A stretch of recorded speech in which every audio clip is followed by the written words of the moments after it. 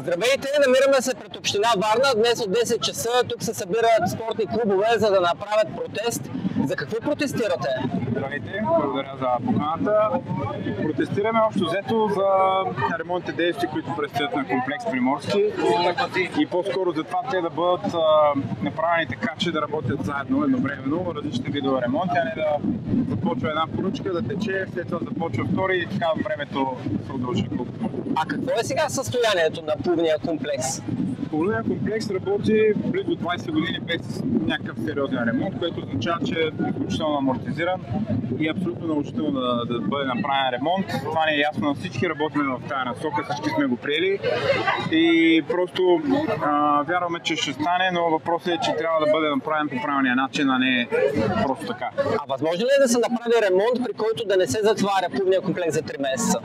Целият комплекс няма да бъде затворен, това е обещанието от общината. На 9 септември затварят само басейн Юлиан Русев, останалите два басейна ще работят и всички клубове, всички спортове ще направим всичко възможно да се вместим в този график на тези два басейна да може да работим. А какво точно се случва днес, че е наложително да има този ремонт? Ами наложителното е, че нещата винаги се случват в последния момент. Ако не дигнем шум и не дадем гласност на това нещо, почти никога нищо не се случва. Същия ремонт, може би това ще ме питате, беше и 2022 година, само че за другия басейн с кулата, който беше по същия начин станаха нещата. В момента, в който се събрахме и обявихме нашите искания, нещата потръгнаха. Точно какви са исканията сега?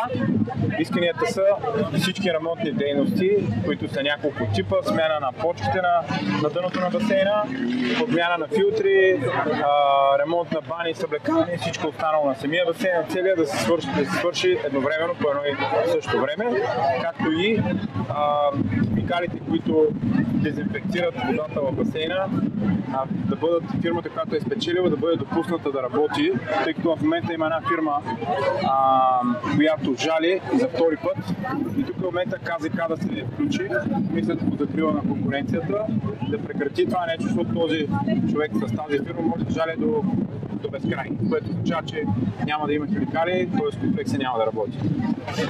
Значи искаме плувния комплекс да започне да работи и за това гражданите настояваме общината да направи съответните решения. Благодарим. Да, също.